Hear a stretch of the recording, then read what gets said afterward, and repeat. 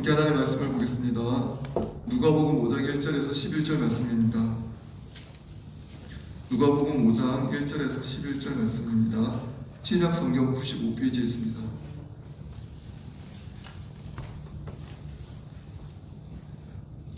하나님의 말씀을 읽겠습니다.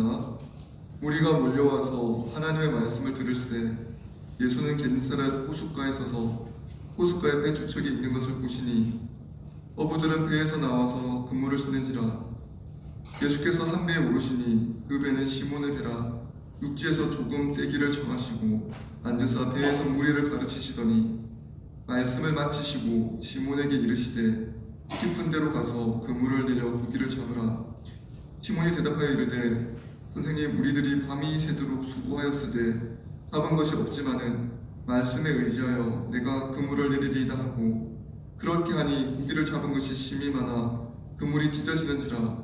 이에 다른 배에 있는 동무들에게 손짓하여 와서 도와달라 하니 그들이 와서 두 배의 채움에 잠기게 되었더라. 시몬 베드로가 이에 보고 예수의 무릎 아래 엎드려 이르되 주여, 나를 떠나소서, 나는 죄인이로소이다 하니, 이는 자기 및 자기와 함께 있는 모든 사람이 목이 잡힌 것으로 말미암아 놀라고 세베대의 아들로서 시몬의 동업자인 야고보와 요한도 놀랐음이라.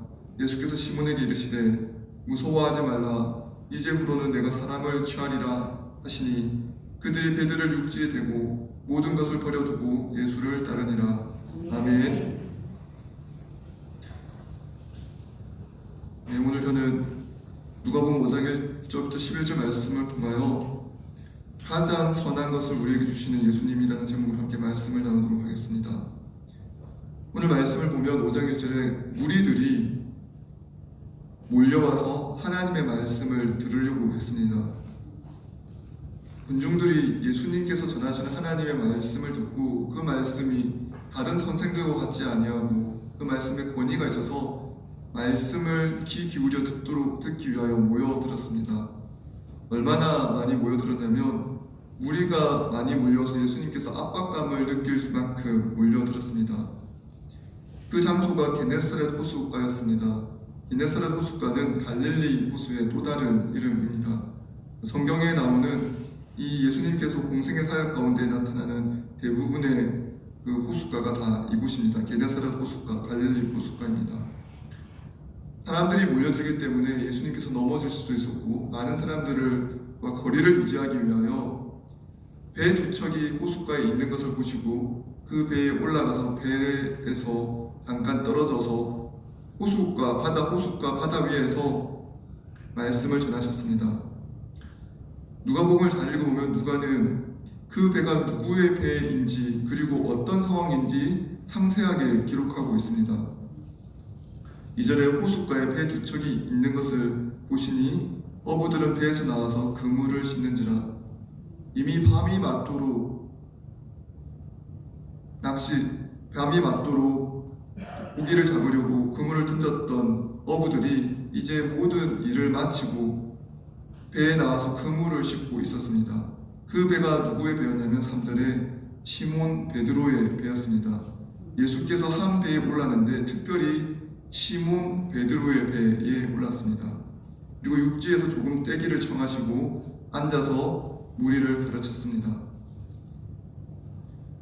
누가가 기록한 이 본문을 보면 이 사건을 많은 사람들이 알 수 있도록 기록했습니다. 예수님께서 시몬 베드로를 제자 삼으신 이 사건이 특정한 때에 일어난 사건인 것을 모두 알 수 있도록 한 것입니다. 시몬 베드로와 시몬과 그의 동료들이 밤새 어업을 하고 돌아와서 아무것도 얻지 못하고 배에 두고 갈릴리 호숫가에 배를 두었는데 바로 그때 사람들이 많이 몰려들었습니다. 그리고 그날에 예수께서 시몬을 불러서 예수님의 제자가 되게 했습니다. 그러니까 예수님과 함께 다니는 제자 베드로를 볼 때마다 사람들은 베드로가 처음 부름을 받은 이 사건을 떠올렸을 것입니다. 그때 배에 두 척이 있었고 많은 사람들이 몰려들었는데 예수님께서 특별히 그날에는 땅 위에서 말씀을 전하신 것이 아니라 배에서 말씀을 전하셨다는 것을 알 수 있었습니다. 그러니까 많고 많은 날 중에 여느 날과 똑같은 날이 아니라 매우 특별한 한 날이었다는 것을 누가는 매우 상세하게 기록하고 있습니다. 이렇게 기록하면 유익이 있습니다. 어떤 유익이 있냐면 이 사건에 대해서 기억하는 특별한 사람들이 많이 생기게 됩니다. 그날 말씀을 들었던 사람들이 일단 증인이 됩니다. 그날 그 자리에 있었던 수많은 무리들, 그 무리들은 베드로가 어떻게 예수님의 제자가 되었는지 증언할 수 있습니다. 그날 무슨 일이 있었는지 보았습니다. 배 두 척이 있었고 그 배 중에 한 배의 주인이 시몬이었다는 것도 알 수 있습니다. 여기서 중요한 사건은 시몬과 그의 동료들이 배 위에서 예수님의 말씀을 함께 들었다는 것입니다. 예수님께서 말씀을 들으려고 나온 무리들을 가르쳤습니다. 배 위에서 하나님의 말씀을 가르쳤습니다. 그런데 그 배에는 함께 타고 있는 어부들이 있었습니다. 그 어부들이 딴 데 간 것이 아니라 그곳에서 함께 하나님의 말씀을 다 들었습니다. 그래서 4절에 나옵니다. 말씀을 마치시고 시몬에게 이르시되, 시몬이 함께 있었던 것이죠. 바로 옆에서 말씀을 들었던 시몬에게 예수님께서 말씀을 하십니다. 어떤 말씀을 하셨나요? 하나님의 말씀, 하나님의 나라의 말씀을 잘 가르쳤으니 바로 이제 나의 제자가 되어라, 사람을 낚는 어부가 되어라, 이 말씀을 하셨습니까? 그렇지 않습니다. 예수님께서 베드로의 생업, 지금 베드로가 고민하고 있는 문제에 대해서 관심이 많으셨고 그 문제에 대해서 답을 주기를 원하셨습니다.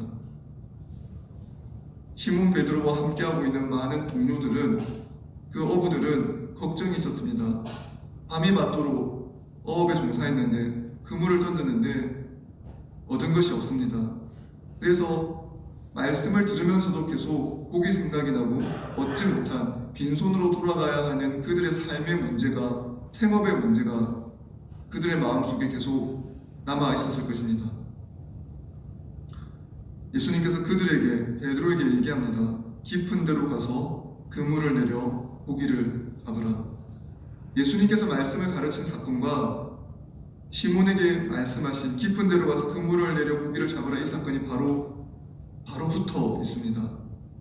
예수님께서 베드로의 상황을 잘 알고 계셨고 베드로가 가장 고민하고 있는 문제에 대해서 응답해 주셨습니다. 5절에 보면 시몬의 응답이 나옵니다. 시몬이 대답하여 이르되, 선생님, 우리들이 밤이 새도록 수고하였으되 잡은 것이 없지만은 말씀에 의지하여 내가 그물을 내리리이다 라고 대답했습니다. 시몬은 어부입니다. 전문적인 어업에 종사한 사람이죠. 예수님은 어부가 아닙니다. 고기를 잡는 일에는 문외한과 마찬가지입니다. 그러니까 누가 전문가냐, 누가 전문적인 지식을 가지고 있느냐라고 따지면 시몬, 베드로에게 지식이 있습니다. 그런데 베드로가 비전문가이고 문외한인 예수님의 말에 귀를 기울이고 그 말에 순종합니다. 왜 그렇습니까? 그가 배에서 예수님의 말씀을 들었기 때문입니다. 그가 예수님의 말씀의 권위를 경험했기 때문입니다. 이 사람이 어업에 대해서 아는 것이 매우 적겠지만 하나님 나라의 말씀을 가르치는 것을 보니 내가 이 말씀에 순종해야겠다는 생각이 베드로에게 생긴 것입니다. 그래서 베드로가 내키지 않는 상황이라는 것을 일부러 말로 표현합니다. 선생님, 우리들이 밤이 새도록 수고하였으되 잡은 것이 없지만은, 전문가인 우리도, 일평생 어업에 종사한 우리도 밤이 새도록 그물을 던졌지만 아무것도 못 잡았지만 비전문가인, 어업에 대해서 알지 못하는 당신의 말씀에 의지하여 내가 그물을 내리겠습니다. 말씀을 중요하게 생각하는 거죠. 왜 그렇습니까? 말씀을 그 자리에서 들었기 때문입니다. 그리고 말씀을 들으려고 나왔던 수많은 사람들의 모습을 보았기 때문입니다. 사람들의 반응을 보았기 때문입니다. 말씀을 듣고 변화되는 사람을 눈앞에서 보았습니다. 그래서 베드로가 고백합니다. 어업에 아무런 전문적인 지식이 없는 당신의 말씀을 내가 따르겠습니다. 내가 더 전문가지만 나는 당신을 의지하고 따르겠습니다 라고 얘기합니다. 6절에 보니 그렇게 하니 고기를 잡은 것이 심이 많아 그물이 찢어질 정도가 되었다라고 이야기합니다. 예수님께서 기적을 보여주신 것이죠.